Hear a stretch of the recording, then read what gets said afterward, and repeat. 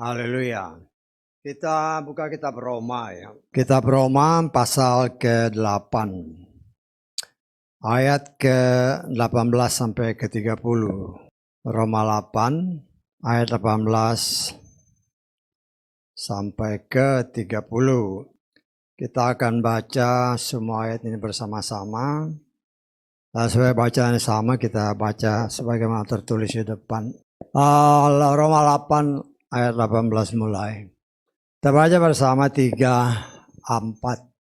Sebab aku memperhitungkan bahwa penderitaan pada saat sekarang tidaklah sebanding dengan kemuliaan akan segera disingkapkan kepada kita. Sebab kerinduan yang dalam dari makhluk ciptaan menanti dengan sangat penyingkapan anak-anak Elohim. Karena makhluk ciptaan telah ditundukkan kepada kesia-siaan. Bukan karena kehendaknya sendiri, tapi karena Dia yang telah menundukkan atas dasar pengharapan. Bahwa makhluk ciptaan itu sendiri juga akan dimerdekakan dari perbudakan kebinasaan kepada kemerdekaan kemuliaan anak-anak Elohim. Sebab kita tahu bahwa semua makhluk ciptaan sama-sama mengeluh dan sama-sama menderita sakit sampai sekarang. Dan bukan hanya itu, tetapi juga kita sendiri dengan beroleh buah sulung roh, kita di dalam diri kita sendiri juga mengeluh sambil sungguh-sungguh menantikan adopsi sebagai anak, yaitu penebusan tubuh kita. Sebab kita diselamatkan dalam pengharapan, tetapi pengharapan yang kelihatan bukanlah pengharapan. Karena apa yang seseorang melihatnya, maka dia mengharapkannya juga. Namun jika apa yang tidak kita lihat kita harapkan, maka kita sungguh-sungguh menantikannya dengan ketabahan. Dan demikianlah juga Roh membantu dalam kelemahan-kelemahan kita. Karena kita tidak tahu apa yang dapat kita doakan sebagaimana seharusnya. Tetapi Roh sendiri bersyafaat demi kita dengan keluhan-keluhan yang tak terungkapkan. Dan Dia yang menyelidiki hati telah mengetahui bagaimana pikiran Roh itu. Karena menurut Elohim Dia bersyafaat demi orang-orang kudus. Dan kita mengetahui bahwa segala sesuatu bekerja bersama-sama untuk kebaikan bagi mereka yang mengasihi Elohim, itu bagi mereka yang terpanggil sesuai dengan rencananya. Sebab mereka yang telah Dia kenal sebelumnya juga telah Dia pratetapkan serupa dengan gambar putranya, sehingga Dia menjadi yang sulung di antara banyak saudara. Dan mereka yang telah ditetapkan sebelumnya, mereka juga telah Dia panggil. Dan mereka yang telah Dia panggil, mereka juga telah Dia benarkan. Dan mereka yang telah Dia benarkan, mereka juga telah Dia muliakan. Amin. Silakan duduk. Puji Bapak Yahweh, kita bersyukur ya. Ini ya dituliskan kurang lebih 2000 tahun yang lalu. Ya. 2000 tahun yang lalu kurang lebih sudah dikatakan bahwa mereka mengalami penderitaan. Ya. Penderitaan artinya ya kita mengetahui orang yang mengikuti Bapa Yahweh dalam Yeshua Mashiach. Karena dunia ini dikuasai oleh si jahat. Si jahat mengetahui bahwa keselamatan, sukacita, damai sejahtera itu hanya akan didapat ketika kita percaya dan hidup di dalam firman Tuhan. Ya. Karena itu dengan berbagai macam usaha. Ya. Jadi ingat ya, dunia kan dikuasai oleh si jahat. Jadi dia punya kuasa untuk melakukan hal-hal yang tidak disukai oleh manusia. Sehingga apabila mungkin dengan segala macam kesukaran yang diadakan, membuat manusia menyangkali firman Tuhan. Ya, karena kan jelas firman Tuhan katakan, mengucap syukurlah dalam segala hal. Nah, itu kan firman. Ya. Tetapi di dalam kenyataan hidup, ya itu sangat sulit. Ya, kita lihat ya. 1 Tesalonika 5 ayat ke 16. 16, kita mulai 16. Bersukacitalah senantiasa, berdoalah tanpa henti-henti, mengucap syukurlah dalam segala hal, karena inilah kehendak Elohim dalam Hamasiah, Yeshua, ya, bagi kamu. Janganlah terus memadamkan roh. Janganlah memandang rendah nubuat-nubuat. Ujilah segala sesuatu. Pegang eratlah apa yang baik. Apa yang baik? Ya. Yang baik itu ya hanya Tuhan. Tidak ada yang lain, hanya firman Tuhan. Ya. Nah, saudara dan saya, kita kadang-kadang melihat kesukaran itu hanya terjadi sekarang, padahal dari dulu ya udah sukar. Ya, karena sesuai firman Tuhan kan. Karena setan itu yang menguasai dunia, karena manusia berdosa ditaklukkan, semua dalam penguasaan setan. Setan berusaha membuat semua orang menjadi pengikut dia. Ya. Supaya nantilah sama-sama dibinasakan sama Tuhan. Tapi kita harus ingat semua ini adalah bagian daripada skenario Tuhan. Ya. Tuhan sudah membuat segala sesuatu ini sebelum segala sesuatu ada, dia sudah mempunyai rencana. Ya. Seperti kalau kita mempunyai talenta katakanlah untuk membuat cerita, membuat film, ya. Sebelum film atau cerita itu ditayangkan kan kita sudah, ya istilahnya sutradara kan, sudah membuat ceritanya secara tertulis, ya. Nah itu sesuatu yang sesuai firman, ya.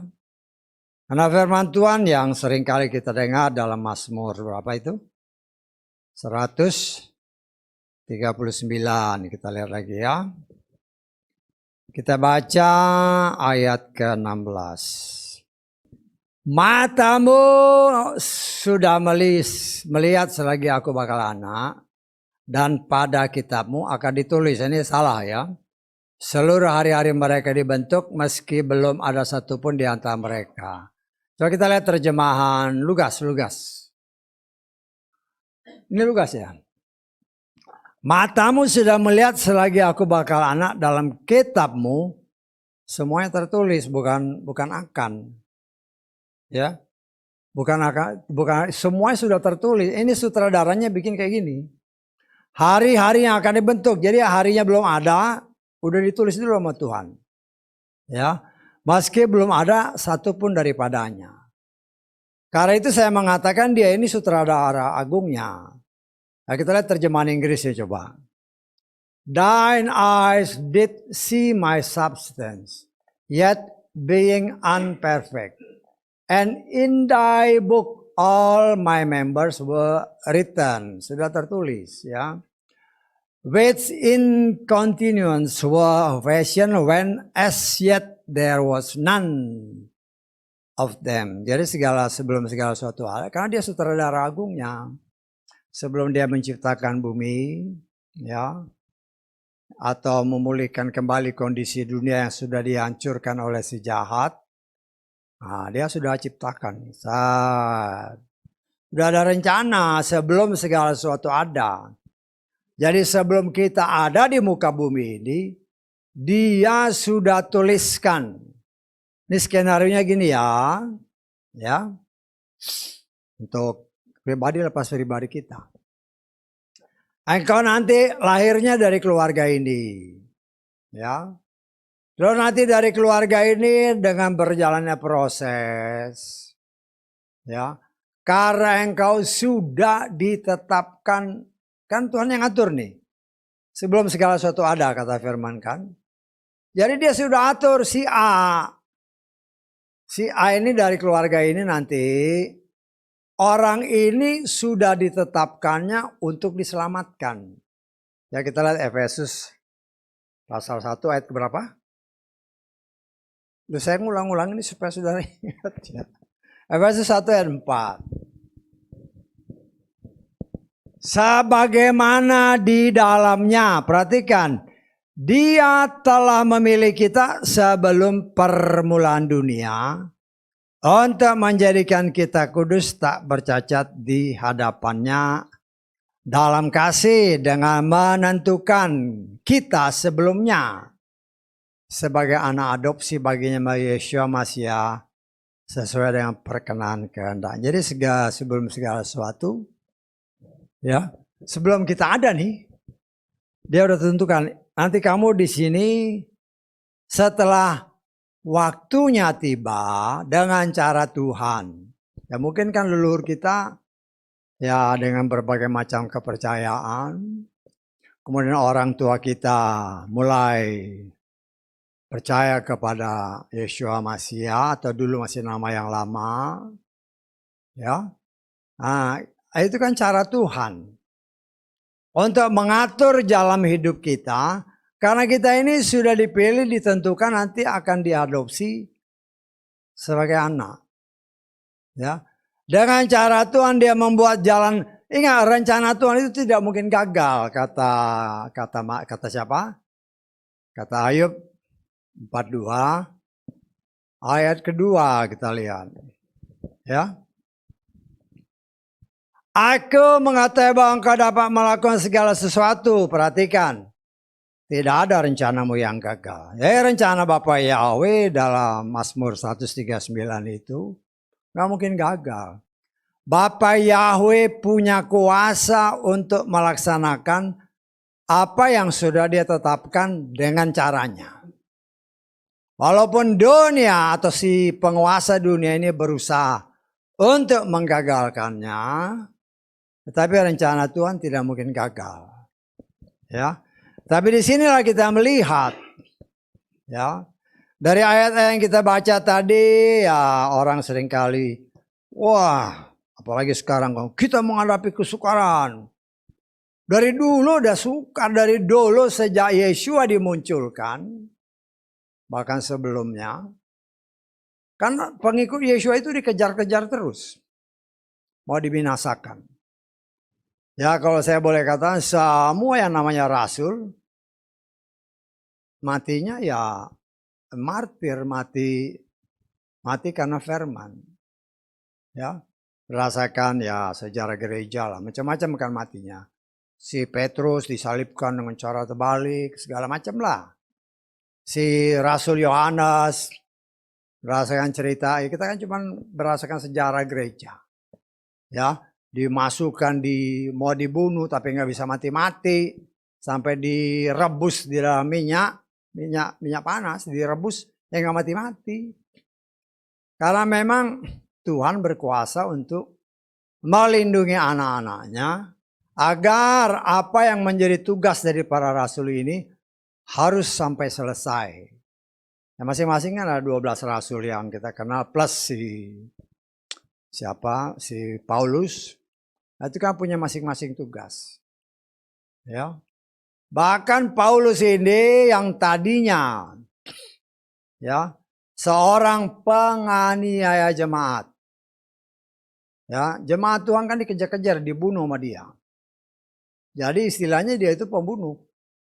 Karena berdasarkan pengakuan dia sendiri, dia di dalam menjalani ya dalam pandangan dia sesuai dengan ajaran para orang Farisi dahulu, menurut mereka dia melakukan sesuatu yang benar.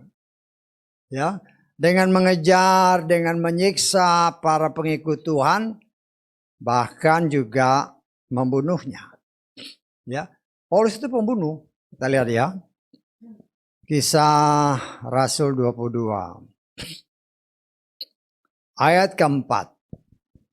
Yang telah menganiaya jalani sampai pada kematian, dengan menangkapi, menjebloskan baik pria maupun wanita, dan seterusnya. Artinya dia pembunuh. Tetapi dia melakukan itu, dia menganggap dia melakukannya sesuai kehendak Tuhan. Berdasarkan ajaran sebagai seorang Farisi. Ya. Kenapa? Kan kita sedang belajar di Torah ini. Orang yang tidak percaya Bapa Yahweh, binasakan. Orang yang tidak menghormati hari Sabat, binasakan. Loh, Yeshua itu kan justru melakukan mujizat pada hari Sabat. Ya. Tetapi Yesus menegaskan kepada mereka bahwa ya itulah karena si orang Farisi ini ahli dalam Torah, tetapi tidak mengerti arti sesungguhnya karena orang-orang Farisi, para imam itu mengorbankan korban-korban itu. Hari Sabat kan juga dia korbanin. Artinya dia bakar korban. Ya. Jadi seringkali salah pengertian. Ahli dalam pengetahuan tentang Torah, tetapi tidak mengerti arti sesungguhnya. Sehingga pekerjaan dia dengan menganiaya jalan Tuhan dianggap ini suatu kebenaran. Jadi dianggap itu bukan dosa, itu saya bela pekerjaan Tuhan. Ya. Sampai setelah waktunya genap, dia dipanggil Tuhan, baru setelah dia bertobat, celik matanya. Oh, ternyata. Baru dia berani katakan, Yeshua itu adalah firman Tuhan. Ya, firman Tuhan. Kenapa firman Tuhan harus jadi manusia? Karena ada tertulis ketika Moshe berbicara kepada Bapa Yahweh. Dia kepengen melihat Bapa Yahweh, kayak gimana sih rupanya. Apa kata Bapa Yahweh? Kita sudah belajar ini dalam kitab Torah ya. Tidak ada seorang pun yang melihat aku bisa hidup. Karena tidak seorang manusia pun bisa melihat Bapa Yahweh dia hidup. Dia setia sama firman-Nya kan. Karena itu dia harus berubah atau merubah dirinya menjadi firman yang dalam wujud manusia. Tahu Yeshua itu firman Tuhan. Tetapi ketika firman ini kata Yohanes 1 ayat 14 menjadi daging, menjadi manusia, mereka nggak percaya. Ya. Tapi itulah suatu jalan kehidupan yang memang terjadi dan kita sebagai anak-anak Tuhan terus diajar melalui firman dan pertolongan Roh Kudus. Bagi gereja, ya kita berbicara gereja lah, bukan berbicara sinagog. Sinagog itu kan ya buat orang Yahudi. Saya mencoba memisahkan dalam arti kita tidak bisa menyamakan diri kita dengan orang Yahudi. Karena orang Yahudi itu jelas dikatakan oleh firman Tuhan, mereka itu anak sulung. Tetapi kita adalah anak adopsi. Anak yang diangkat anak. Ya, itu kan firman Tuhan. Ya. Tetapi kita berasakan apa yang diberikan oleh Bapa Yahweh bagi kita. Kita ini sama-sama diberi hak, ya, untuk kelak mewarisi bersama-sama kerajaan sorga, langit yang baru, bumi yang baru. Nah, kita kan sudah banyak belajar ya. Kalau umpamanya saudara lihat gambar-gambar tabernakel ini kan, ya, di di tabut perjanjian itu. Ini supaya gampang, kita sudah belajar soalnya, jadi saya cuma ngulang-ngulang aja. Kan di atas tabut itu ada apa? Ada apa? Ada kerub, ya. Kerub malaikat, ya. Dia menudungi tutup pendamaian. Ada berapa malaikatnya? Ada 2. Saya menafsirkan, itulah anak sulung dan anak adopsi yang senantiasa harus dia menurut pakai saya kan, dia harus senantiasa memelihara firman karena matanya tertuju ke tutup pendamaian, kepada Torah yang ada di dalamnya. Jadi kewajiban baik anak sulung maupun anak adopsi, mereka harus memelihara firman Tuhan dengan sungguh-sungguh. Ya. Dan ya itulah cara Tuhan. Ya. Ya kalau kita mau, ya kan kita boleh nafsir-nafsir. Ya. Kenapa harus 2 batu? Loh, kan kelihatannya simpel kan? Kenapa 2 batu? Oh, tulisannya nggak cukup. Loh, kan kalau Tuhan mau bikin 1 batu, tulisannya kecil-kecil aja kan bisa. Tetapi kenapa 2 batu? Dan 2 batu itu merupakan satu rangkuman 10 firman yang tidak bisa dipisahkan. Dan Tuhan juga sendiri berfirman, saudara dan saya ini adalah pribadi-pribadi yang telah tertulis di batu karang yang teguh. Ya kenapa harus 2 batu? Ya kita boleh aja nafsirkan atau saya menafsirkan. Itulah gambaran daripada anak sulung dan anak adopsi. Ya, yang dimana ditulis oleh Tuhan firman-Nya. Saya tangkap. Ya.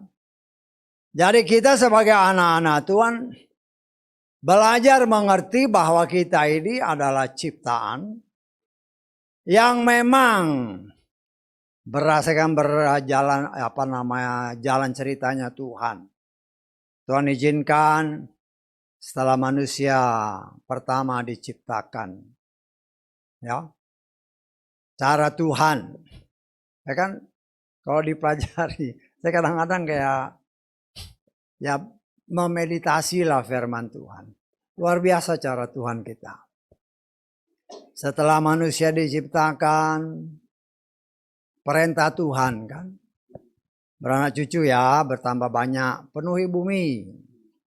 Artinya dari 2 orang ini harus dipenuhi bumi. Ya. Tapi kan banyak orang ya belakangan-belakangan ini aja kan akhir-akhir zaman. Tuhan buka. Karena dulu-dulu ya ketika saya juga belum melayani Tuhan. Ya sejak kecil lah. Kalau ditanya apa dosa manusia? Ya makan buah. Betul nggak? Sampai sekarang pun banyak orang Kristen yang menganggap kejatuhan manusia itu karena makan buah. Padahal itu tidak terlalu tepat. Ya. Karena firman Tuhan katakan dosa adalah pelanggaran terhadap Torah. Kita lihat 1 Yohanes pasal keberapa itu? 1 Yohanes pasal ke-3 ayat ke. Saya ngomong-ngomong gini mancing dolar supaya diingat. Oh iya ya. Ya. Ayat ke-4. Sebenarnya enak kan? 1 Yohanes 3 ayat 4. Kita lihat. Setiap orang yang berbuat dosa, dia juga berbuat, ini terjemahannya kurang bagus, durhaka. Dan dosa adalah durhaka. Itulah terjemahan Lukas. Setiap orang yang berbuat dosa, ia melakukan pelanggaran terhadap Torah. Sebab dosa adalah pelanggaran terhadap Torah. Kita lihat terjemahan Inggrisnya lah. Whosoever committed sin transgress also the law. For sin is the transgression of the law. Berbicara law, kalau saudara punya King James, lihat di kamusnya, law is Torah. Pelanggaran terhadap Torah. Karena itu kadang-kadang kalau saudara dengar doa kan, ampunilah setiap kekurangan, kelemahan, dan dosa. Artinya lemah itu belum tentu dosa loh. Berdasar definisi ini ya, lemah, males itu belum tentu dosa. Bisa ditangkap maksud saya? Lalu kita coba mengerti, dosa adalah pelanggaran terhadap Torah. Males itu nggak dosa, tapi Tuhan benci orang males. Bisa tangkap? Jadi kita coba mengerti lebih dalam. Kita belajar, ya. Firman Tuhan menyatakan Torah yang pertama adalah beranak cucu. Itu dilanggar sama atau tidak dilakukan oleh Adam dan Hawa. Tapi banyak orang dunia tidak memperhatikan alat itu. Saya meyakini, ya saudara bisa tafsir macam-macam lah. Ya. Bagi saya, ya, kan ketika manusia diciptakannya terus Tuhan taruh di Taman Eden. Saudara baca kitab Kejadian 1, Kejadian 2, Kejadian 3. Ya. Kalau Tuhan menaruh dia di sana, ini kan bumi gede nih. Kita bayangin aja. Kita lihat lagi. Supaya saudara juga, saya belajar untuk membuat kita ini ngerti gitu. Ya. Dalam satu Kejadian pasal kedua, ayat ke-8. Lalu Yahweh Elohim menata sebuah taman di Eden di sebelah timur. Di sana dia menempatkan manusia yang telah dia bentuk. Dunia nih, dunia besar kan? Globe. Ya. Dia naruhnya cuma di Taman Eden. Saya tangkap. Artinya dia batasi ruang gerak manusia. Berdasarkan kita pikir yang lebih logis lah. Kan Tuhan bilang ini taruh di Taman Eden. Artinya manusia itu tidak keliling kemana-mana. Ya di Eden aja. Yang berdasarkan firman Tuhan dia ada di daerah. Kan di sana daerah Irak sana kan ada Tigris, ya ada Efrat, ada 4 sungai besar yang mengalir di sana. Ya. Jadi dia nggak keliling-keliling dunia. Tetapi ya bisa aja kita tafsirkan. Ya. Karena dia masih manusia sempurna, ya bisa aja jalan kemana aja. Tetapi saya percaya karena Tuhan menempatkan dia di Taman Eden, dia nggak keluar kemana-mana. Kalau dia ditaruh di Eden, pasti Tuhan jaga. Kalau Tuhan jaga,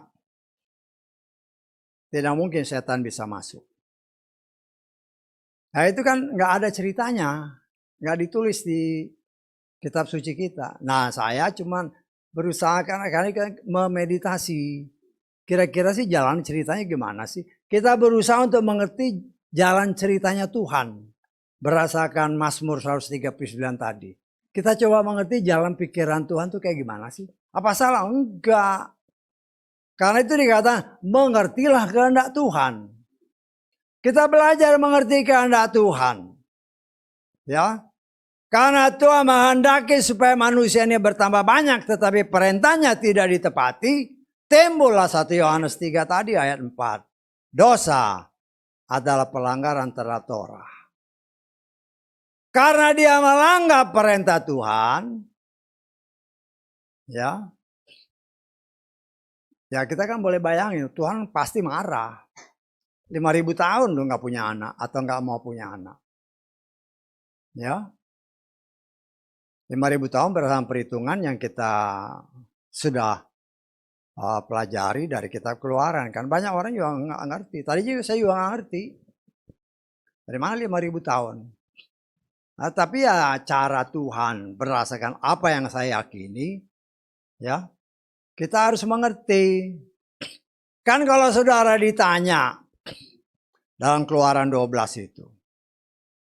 Tuhan perintahkan kepada bangsa Israel, siapkan domba untuk disembelih pada hari ke-10. Loh, kita kan harus coba nalar. Kenapa sih hari 10 Tuhan? Kenapa enggak hari pertama aja? Bisa tanggap? Saudara harus coba mengerti kehendak Tuhan dengan apa? Kerinduan kita untuk mengerti. Ya, bagi saya, ya saya memperkasih karunia dibuka Tuhan. Walaupun banyak orang, oh nggak mungkin. Loh, sekarang kalau saya tanya kenapa hari ke-10? Kenapa hari ke-10? Karena itu saya berani menafsirkan. Hari ke-10 itulah jatuhnya Adam dan Hawa. Satu hari bagi Tuhan, berdasarkan firman Tuhan, 1000 tahun bagi manusia. Manusia diciptakan pada hari ke-6, hari ke-7, hari ke-8, hari ke-9, hari ke-10. 5 hari, 5.000 tahun. Dari situlah timbul 5.000 tahun dikasih Tuhan. Tetapi manusia enak-enak aja berdua jalan ke sana kemari. Ya. Waktu itu nggak ada kesukaran. Walaupun mereka ya bukan melanggar, tetapi tidak mematuhi perintah Tuhan segera. Kan nggak ada kesukaran, senang-senang aja. Keliling-keliling di Taman Eden.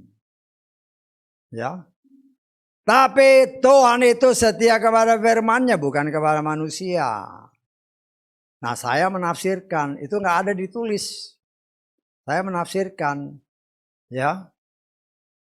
Ketika zaman Ayub, kan diundang sama Tuhan, ayo malaikat-malaikat. Termasuk ada si jelek ini. Datang kan? Tanyalah sama Tuhan, setan dari mana aja kamu? Nah, kita coba membayangkan. Ngomonglah setan, dia udah keliling-keliling Tuhan kemana-mana. Apa kalau Tuhan bilang, kamu lihat nggak si Ayub? Orangnya benar, orangnya takut sama firman. Ya namanya si setan. Ya terang aja Tuhan, dia taat. Habis hidupnya diberkati. Hidupnya dijagai. Ya senanglah. Nah itu kan jalan cerita itu kita masukkan ke dalam kisahnya si Adam dan Hawa. Ya. Masuklah ya bisa aja waktu itu ada pertemuan, tapi nggak ditulis kan. Tapi saya ya istilahnya kayak berkhayal gitu. Ya. Karena untuk supaya bisa ceritanya bisa kena gitu.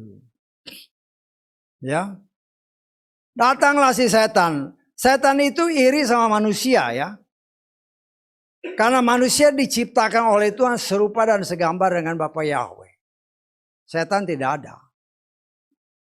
Ya, tidak. Dan manusia diberikan kuasa menguasai dunia. Setan nggak dikasih. Karena itu dia termasuk iri sama manusia. Karena itu dia berusaha untuk menjatuhkan manusia yang diciptakan serupa dan segambar dengan penciptanya itu Bapa Yahweh. Ya. Dan setan itu tidak maha tahu. Tetapi dia dengar perintah Tuhan kepada manusia beranak cucu bertambah banyak. Itu dia tahu. Dia bukan maha tahu, tapi karena dia dengar Tuhan kan. Dan datanglah tuh si setan ini, Tuhan gimana tuh? 5.000 tahun lo gak punya anak. Berarti mereka melanggar. Kan mau menjatuhkan manusia si setan ini. Saya menafsirkan Tuhan juga kesal juga ini. Orang ini dikasih perintah kok nggak mau. Kan dunia ini diciptakan supaya diisi. Tetapi ya itulah jalan ceritanya. Ya. ya bukan Tuhan terbujuk ya, Tuhan kasih izin sama si setan. Tuhan boleh nggak aku masuk? Kalau Tuhan tidak kasih izin setan, tidak mungkin dia bisa masuk ke Taman Eden. Ya kita lihat dalam Yeskiel berapa itu?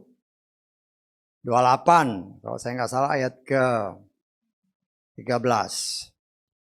Jadi kita coba ya menafsirkan lah ya. Ayat 13.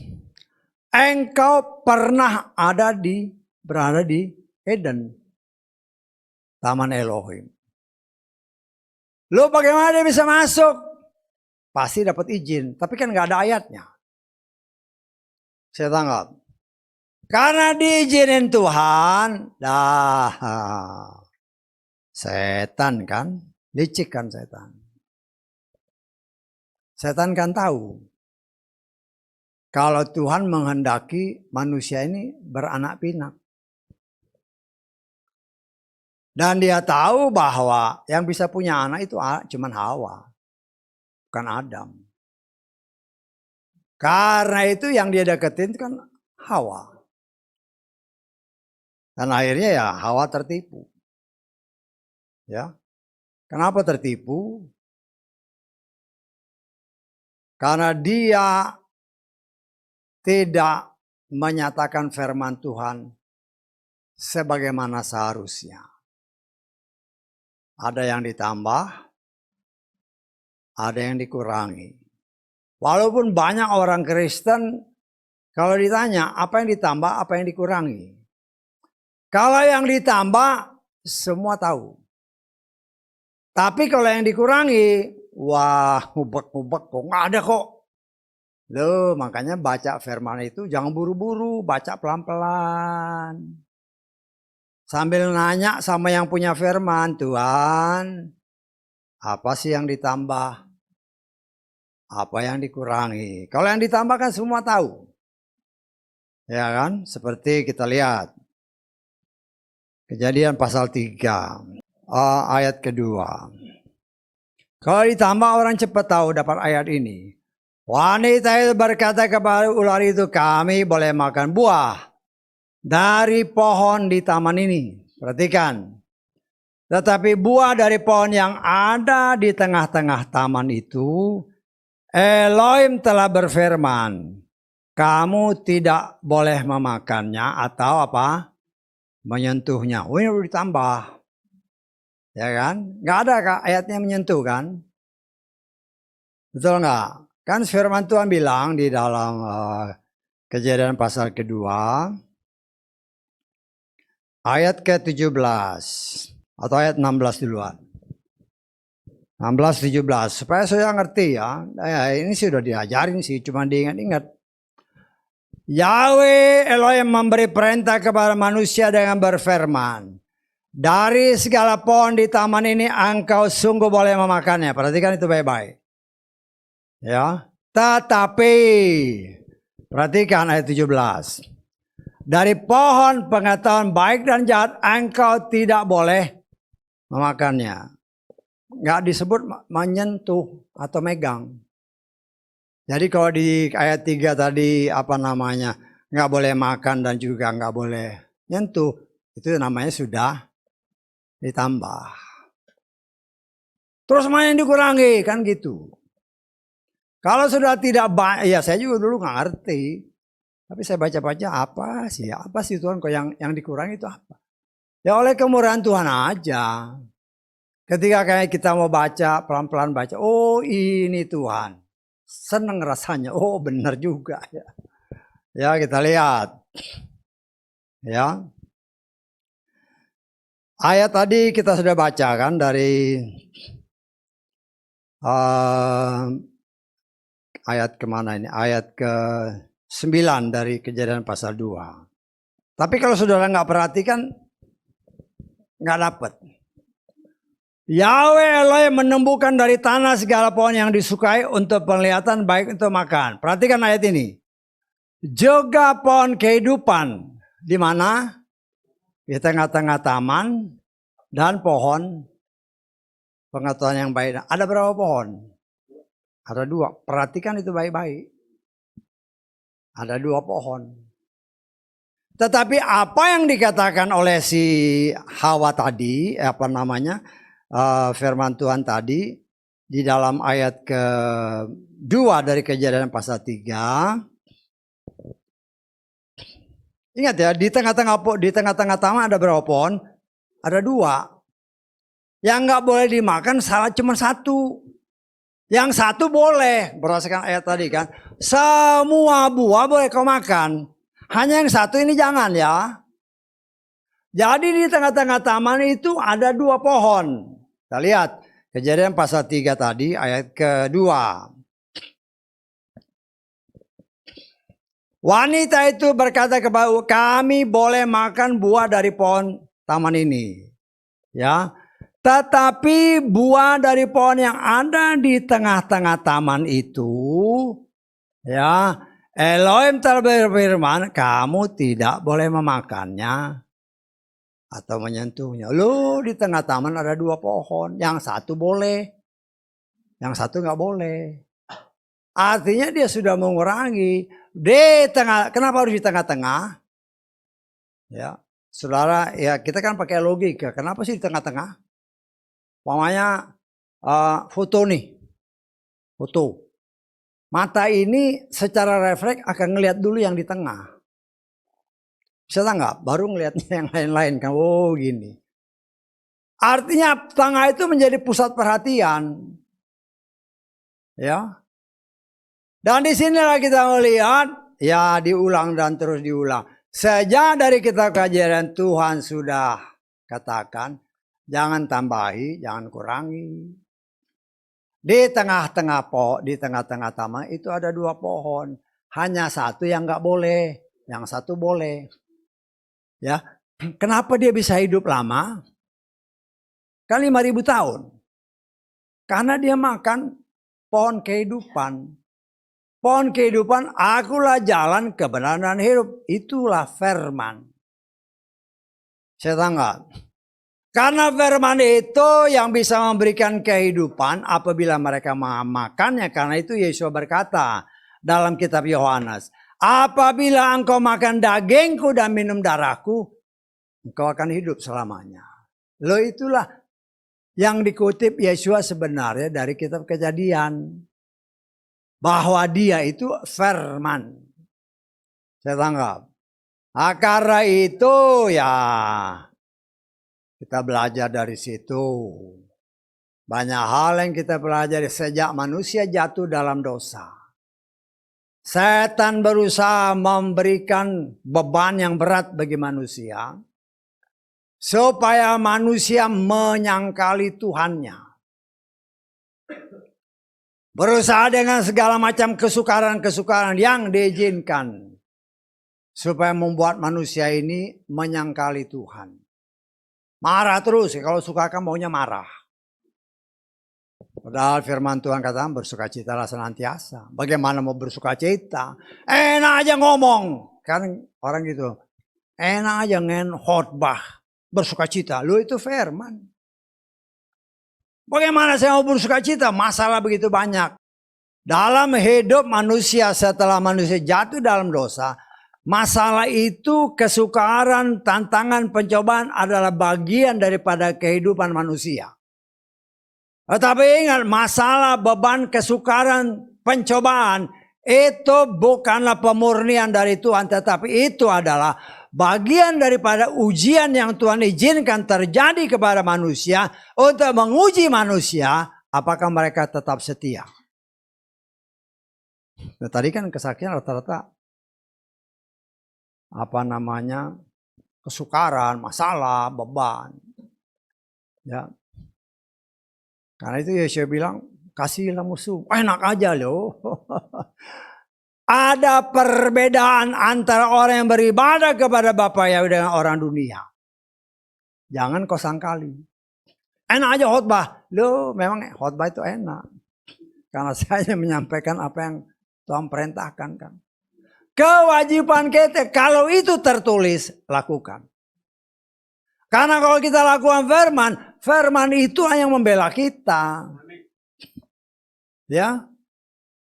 Memang dikatakan Tuhan, kasihlah musuhmu. Repot kan tadi kesaksian. Tadi dengar nggak firman pembukaan 1 Petrus tadi. Pasal keberapa? 3 ayat. Perhatikan nggak tadi itu? Ayat ke berapa? 7, 8. Khususnya ayat ke-8. Kita lihat lagi ya. 1 Petrus tadi pasal 3 ayat ke-7 pasal ke-4 pasal ke-4 ya. Ayat ke-7 dan 8. Akhir segala sesuatu sudah dekat. Ya. Tafsiran-tafsiran yang saya buat ya. Berdasarkan firman, bukan asal main tafsir aja. Tahun 30. Walaupun mungkin wah enak aja kan ada dasarnya. Kita boleh nafsir, saudara juga boleh nafsir kok. Asal ada dasarnya, bukan main tebak-tebak. Dasarnya gini. Nah, karena itu saya kata 4 tahun itu dekat loh. Sekarang udah bulan Mei ya. Bulan ke-5. Ntar lagi tahu-tahu udah tahun bulan 12. Karena itu hendaklah kamu jernih berpikir. Ya. Hendaklah kamu berjaga-jaga dalam doa. Nah, perhatikan ayat lanjutnya. Dengan memelihara kasih yang menyala-nyala di antara kamu sendiri bahkan di hadapan semua orang. Karena apa? Kasih menutupi banyak dosa. Ya. Kalau kita mengatakan mengasihi Tuhan, kalau engkau mengasihi aku, kata firman Tuhan, lakukan perintahku. Apakah kita lakukan? Loh, kita ini harus serius loh melakukan firman. Serius, karena ya walaupun saya tidak katakan pasti tahun 30. Kalau aja seandainya itu suatu kebenaran yang memang Tuhan singkapan, walaupun kita tidak tahu entahkah Januari tanggal 1 atau Desember tanggal 31 tahun 30. Masalahnya bukan itunya. Masalahnya siap nggak? Ya. Tuhan berikan keberanian bagi saya ini ditafsirkan sebegini. Bagaimana reaksi kita? Ya. Loh, kita kan semua mau terangkat dan orang yang benar-benar menjaga dirinya. Kita lihat 1 Tesalonika 5 ayat 23. 1 Tesalonika 5 ayat 23. Elohim damai sejahtera dia sendiri yang menguduskan kamu sepenuhnya. Kiranya roh jiwa tubuhmu seutuhnya terpelihara tanpa celah. Pada apa? Saat kedatangan dia. Tubuh, roh, dan jiwa. Karena itu tubuh, roh, dan jiwa ini dibersihkan sama Tuhan. Kita sudah belajar 3 macam baptisan. Itu baptisan tubuh, baptisan roh, baptisan jiwa. Ya, tubuh dengan air dibersihkan. Berarti dibersihkan dengan firman. Dilahirkan dari firman. Kita akan lahir baru apabila kita dilahirkan dengan cara yang benar. Artinya dibaptis dengan benar, nama yang benar, cara yang benar, orang yang benar. Tubuh dibersihkan. Dan ketika kita sudah dibersihkan dalam alam roh, saya menafsirkan.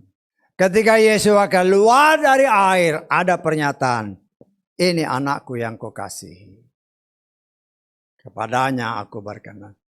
Kalau kita percaya dan kita melakukan hal yang sama, dalam alam roh ada pernyataan, ini anakku.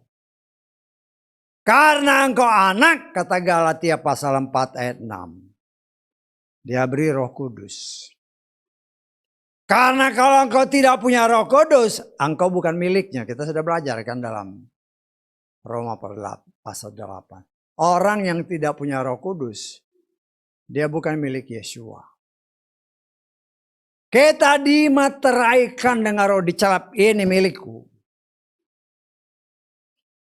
Lah ketika kita sudah dimaterai menjadi milik Bapak ya, setan kan lihat. Ini dia yang harus dijatuhkan. Ya. Setan itu nggak mau capek-capek. Ngapain ngurusin orang-orang yang lain yang menyembah Tuhan yang lain, buat apa? Nggak ada gunanya.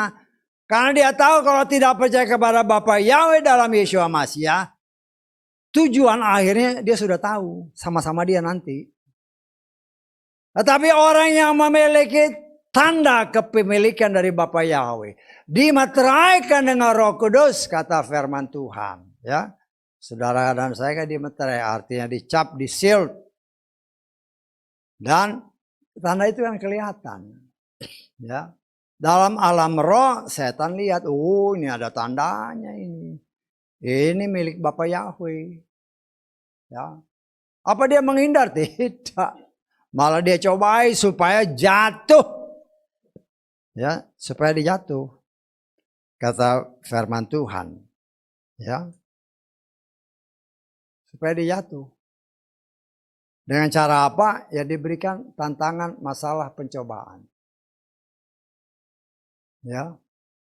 Tetapi karena engkau dan saya sudah diperlengkapi dengan Roh Kudus dan dengan firman, ya praktekin. Praktekin. Engkau sudah diberi senjata, karena kau nggak pernah praktek, seperti seorang tentara dikasih senjata komplit, tapi nggak ngerti cara makainya. Harusnya pistol begini, ini begini, ya mati sendiri.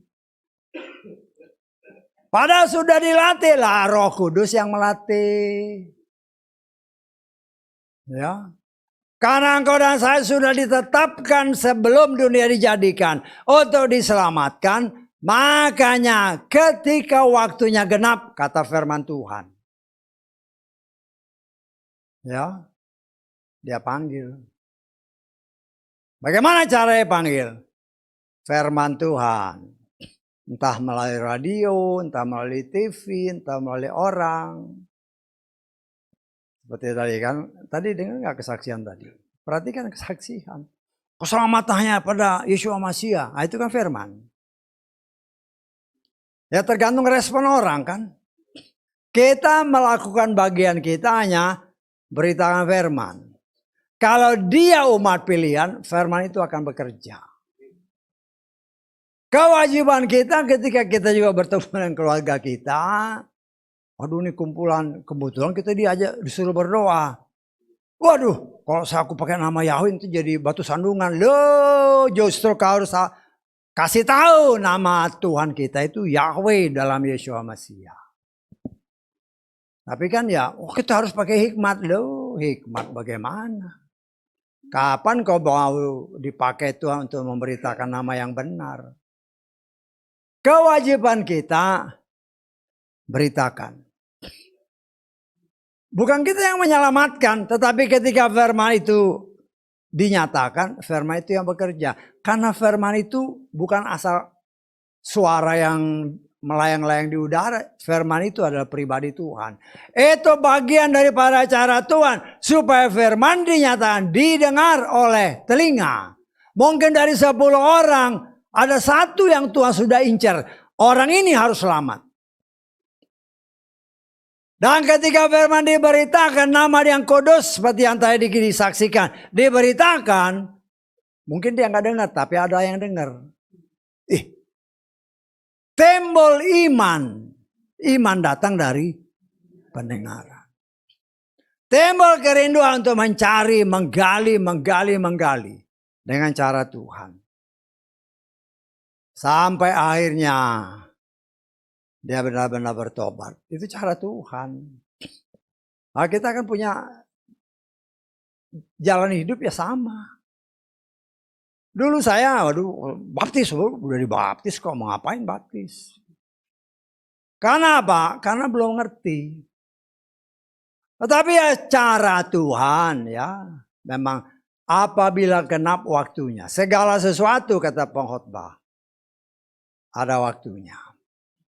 Dan rencana Tuhan kata Ayub tadi, Tidak mungkin gagal. Kalau dia sudah tentukan engkau dan saya harus selamat, maka dia punya cara untuk menggenapkan apa yang sudah dia rencanakan. Ya, tetapi dari kita, ketika kita sedang diproses oleh firman, apa yang dibutuhkan? Ketaatan dan kesetiaan. Kesetiaan diuji dengan waktu. Ada orang yang setia ya seminggu, 2 minggu, 2 bulan, setahun, 2 tahun. Tetapi kalau dia memang bukan pilihan, 3,5 tahun si Yudas bergaul dengan Tuhan. Ya memang cara Tuhan kan. Firman Tuhan berkata, ya Yesus kan sendiri berbicara. Aku yang memilih kamu yang 12 orang ini kan sebagai rasul-rasulnya. Tuhan yang pilih. Tapi dia ngomong kan, tapi satu dari antara kamu ini setan. Kita lihat Yohanes pasal ke-6. Ayat ke-70. Yesus menjawab kepada mereka, bukankah aku telah memilih kamu 12 orang? Namun satu dari antara kamu adalah setan. Loh kok dipilih Tuhan? Untuk menggenapkan rencana Tuhan. Ada yang mengkhianati. Ya, Tuhan sudah tahu kan, bukan asal taruh gitu aja. Supaya rencana Tuhan yang luar biasa ini digenapkan. Ya dipilihlah si Yudas itu. Ya. Lah di antara kita sekian banyak, sekian juta orang Kristen. Katakanlah di Indonesia, nggak usah jauh-jauh lah. Atau lebih kecil lagi Jakarta, sekitarnya Jabodetabek. Berapa yang percaya kepada Bapa Yahweh? Nggak banyak. Berapa yang percaya kepada Yeshua Masiah? Nggak banyak. Ya, di antara penyembah Yahweh pun ada Yahshua, ada Yeshua. Padahal ya kadang-kadang juga ada juga pelayan Tuhan. Aku sih melayani di tengah penyembah Yahweh tergantung tempatnya. Kalau di tempat itu pakai Yahshua, ya aku Yahshua. Kalau di tempat ini pakai Yeshua, aku pakai Yeshua. Lah ini setan di dalam jemaat. Inilah Hamasya palsu, tergantung keadaan. Nggak bisa. Ya, tapi itu Tuhan izinkan. Mungkin pergi ke Israel beberapa kali, tapi buat jalan-jalan doang, berenang-berenang, melihat Israel hebat loh. Ya, ini begitu keluar dari Israel, waduh kacau balau, nggak teratur semua, nggak nanya, Tuhanmu juru selamat siapa ya namanya? Siapa sih nama Tuhanmu? Karena Tuhanmu itu ada tertulis. Keselamatan datang dari bangsa Yahudi. Ya boleh saya katakan jutaan orang Kristen pergi ke Israel. Malah di sana khotbah lagi. Yang dipanggil siapa? Tuhannya orang lain. Bangga lagi. Duh bagaimana? Ya. Karena itu jangan heran apabila di dalam proses yang Tuhan izinkan terjadi. Ya. Seperti apa yang tadi dibacakan. Akhir segala sesuatu sudah dekat. Berdoa. Semakin merapat dengan Tuhan. Ya mungkin kita punya masalah, punya pergumulan. Ya istilah kata hancur hati. Dalam Yesaya 66. Yesaya 66 ayat kedua. Tanganku telah membuat semua ini, bahkan semua hal yang ada. Firman Yahweh. Perhatikan. Namun kepada orang ini aku akan memandang. Kepada dia yang merendahkan diri dan yang hancur dalam roh. Dan yang gentar terhadap firmanku. Ini terjemahan Lukas bukan? Bisa Lukas nggak? Tanganku lah yang telah membuat semua ini hingga semuanya ada, firman Yahweh. Namun kepada orang ini aku memandang kepada orang yang rendah hati dan remuk hati, yang merasa gentar terhadap firmanku. Apakah kita datang kepada Tuhan dengan remuk hati, hancur hati? Ya. Nah, kita kan belajar dari firman. Orang yang seperti ini apabila datang menghadap Tuhan dengan hancur hati yang sungguh-sungguh, lo kan ini janjinya. Jangan pikir ada firman itu kan firman. Itu janji Tuhan. Apabila kita dengan hancur hati memohon belas kasihan dan pertolongan Dia, ingat Tuhan itu sanggup melakukan apapun juga bagi anak-anak yang berseru kepadanya dengan tulus, dengan murni, dengan hancur hati. Dia punya kuasa. Ya. Yang pertama kita koreksi dirilah. Kadang-kadang kalau lagi diberkati kita senang. Kalau lagi susah malah ngeluh. Loh itu kan gak benar. Dalam segala sesuatu mengucap syukur. Walaupun sulit, itulah bedanya kita dengan manusia dunia.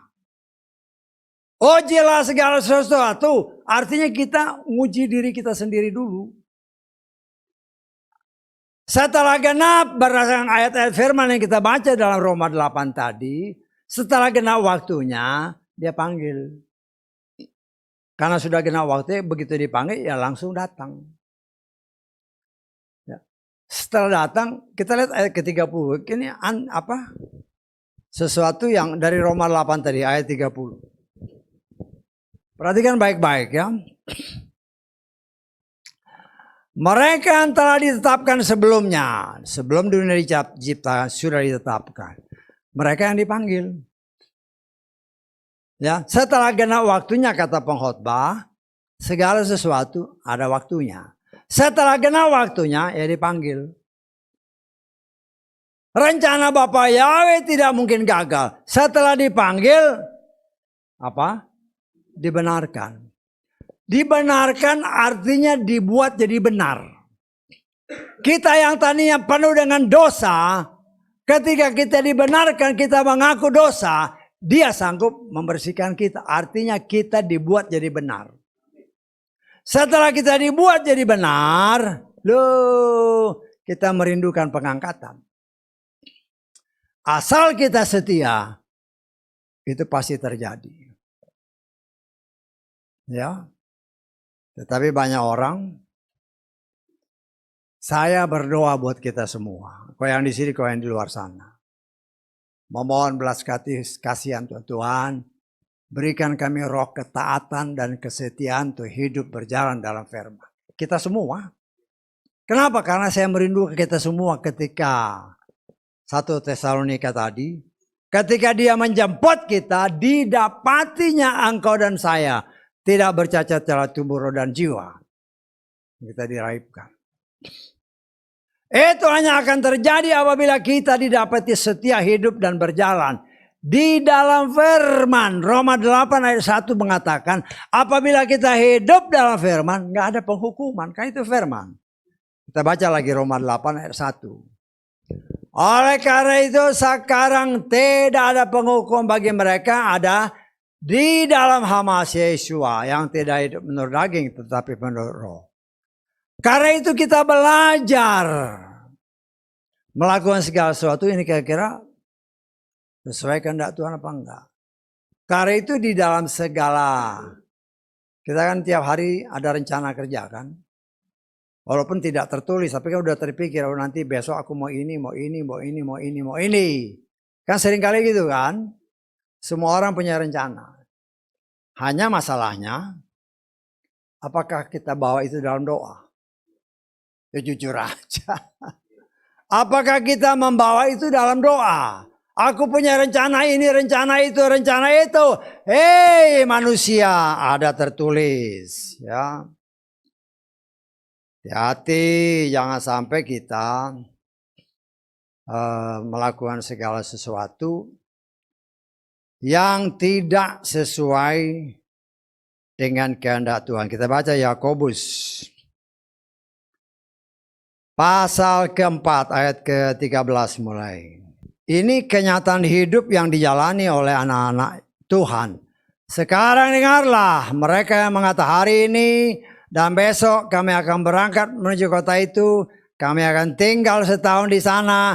Kami akan berdagang, kami akan menghasilkan keuntungan. Siapapun tidak ada yang tahu tentang hari esok. Karena apakah sebenarnya kehidupanmu? Sebab ia seperti kabut yang untuk sementara waktu kelihatan dan kemudian sirna. Sebaliknya, hendaklah kamu berkata, perhatikan, jika Yahweh menghendaki. Libatkan Tuhan dalam segala rencana kita. Dan kita belajar.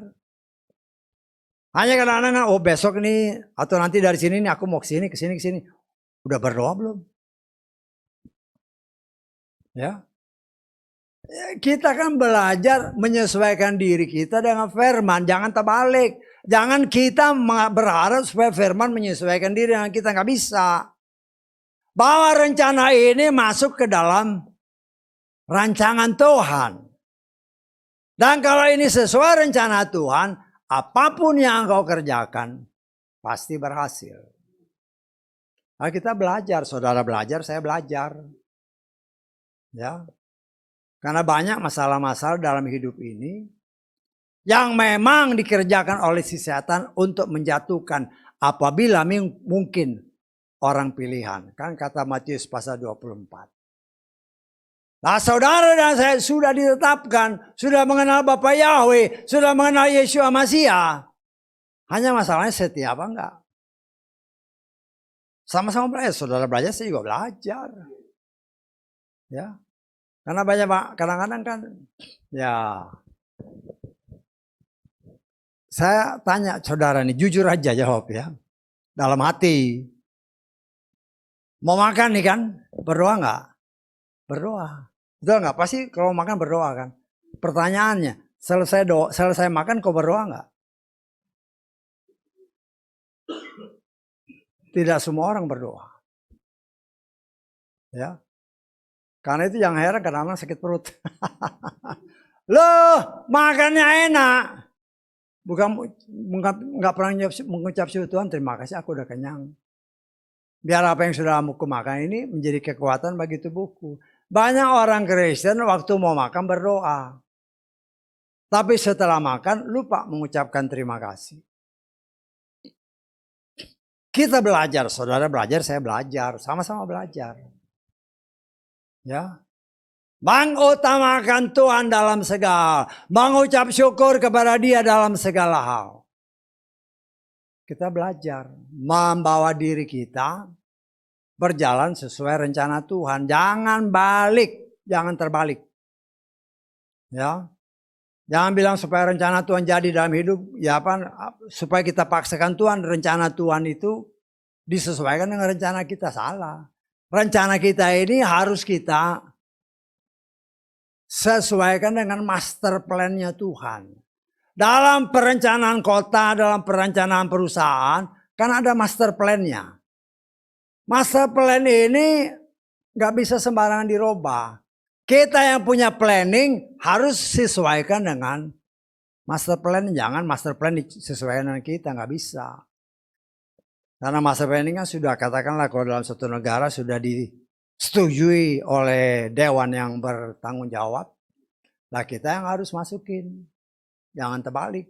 Lah Tuhan punya master plan. Ini Torah. Tinggal kita sesuai nggak dengan Torah Tuhan. Jangan Torahnya disesuaikan dengan kita, terbalik. Kita harus menyesuaikan diri dengan Tuhan. Kita, kata Roma tadi kan, kita harus hidup di dalam Tuhan. Kalau kita hidup di dalam Tuhan, setan gak berani dekat. Setan tidak akan pernah bisa menjamah Ayub kalau Tuhan tidak izinkan. Karena Ayub yang hidup di dalam firman. Dia tidak menyadari kalau malaikat sorgawi menjagai dia. Karena itu setan lihat, setan ngomong, kamu pagari dia dengan pagar. Karena itu saya nggak bisa masuk. Loh setan kan lihat.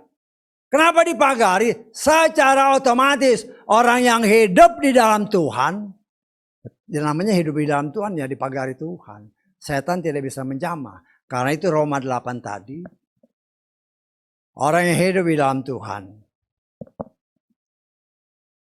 akan penuh dengan sukacita sorgawi. Lah kita belajar, saudara belajar, saya belajar. Hanya seberapa dalam kita mempraktekkan pelajaran itu. Sama seperti sekolah kan. Waktu masih kelas 1, 2 ya mungkin masih belajar baca membaca. Tapi nggak mungkin sampai tamat jadi sarjana. Hanya baca-baca aja, nggak bisa. Sudah mulai mempraktekkan bagaimana mempraktekkan. Apa yang dipelajari menciptakan sesuatu yang berguna bagi diri pribadi, bagi lingkungan, bahkan bagi dunia. Lah itu rencana Tuhan bagi saudara dan saya. Firman Tuhan sudah diberikan, sudah diajarkan. Seberapa jauh kita mempraktekkan. Kita harus membawa diri, menyesuaikan diri dengan firman. Jangan terbalik, jangan kita mengarah firman menyesuaikan diri dengan kita, nggak bisa. Karena saudara dan saya diciptakan oleh firman. Firman itu adalah pribadi Tuhan. Saudara dan saya sudah ditetapkan untuk diselamatkan. Saudara dan saya sudah dipanggil, dipilih, dikuduskan. Dan apabila kita setia, kita akan dimuliakan. Kan ayat 30 tadi. Artinya kita diangkat. Karena itu mari saudaraku yang dikasih oleh Bapa Yahweh. Ya, di dalam menjalani hidup ini kita belajar. Ketika tantangan Tuhan izinkan ada di depan mata. Berdoalah dalam hati, Tuhan tolong saya. Ya, Tuhan tahu kemampuan kita sampai di mana, Tuhan tahu. Emosi kita bagaimana, Tuhan tahu.